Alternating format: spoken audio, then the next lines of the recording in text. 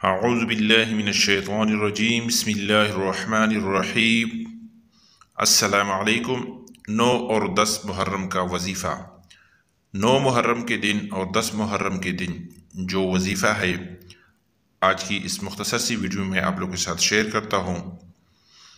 اگر اس وظیفے کے میں فوائد بیان کرنا شروع کروں تو شاید گھنٹے لگ جائے، لیکن کچھ ہی فوائد میں آپ لوگوں کے ساتھ شیئر کرتا ہوں۔ بس شارٹلی یہ ہے کہ اس وظیفے کرنے سے آپ کی جو بھی مشکلات ہو وہ انشاءاللہ ختم ہو جائے گی، اور جو بھی آپ کے گھر کے حالات ہو، برے حالات ہو، وہ بھی اس کے ساتھ ٹھیک ہو جائیں گے۔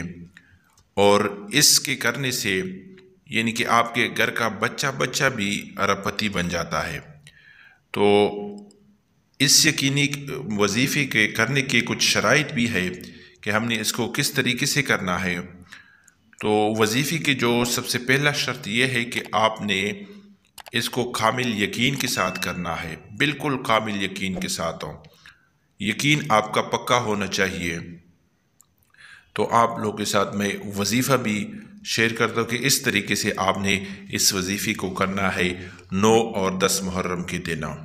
تو انشاءاللہ آپ کا جو بھی مقصد ہوگا تو وہ پورا ہوگا، جو بھی جائز حاجات ہوگی وہ بھی انشاءاللہ پوری ہوگی۔ شرط یہی ہے کہ یقین آپ کا کامل ہونا چاہیے۔ تو میرے دوستو، 9 محرم اور 10 محرم کو آپ لوگوں نے سورہ کاف کی تلاوت کرنی ہے۔ کتنی دفعہ کرنی ہے وہ بھی میں آپ لوگوں کو بتاتا ہوں۔ 9 محرم کے صبح سے شام تک، مغرب سے پہلے آپ لوگ یہ عمل کر سکتے ہو۔ اور کرنے کا طریقہ یہ ہے کہ 9 محرم کو آپ نے اول میں اور آخر میں 9 دفعہ درود ابراہیمی پڑھنی ہے، یعنی کہ پہلے آپ نے 9 دفعہ درود ابراہیمی پڑھنی ہے، اس کے بعد 9 دفعہ سورہ کہف کی تلاوت کرنی ہے، اور اس کے بعد بھی 9 دفعہ درود شریف پڑھنی ہے۔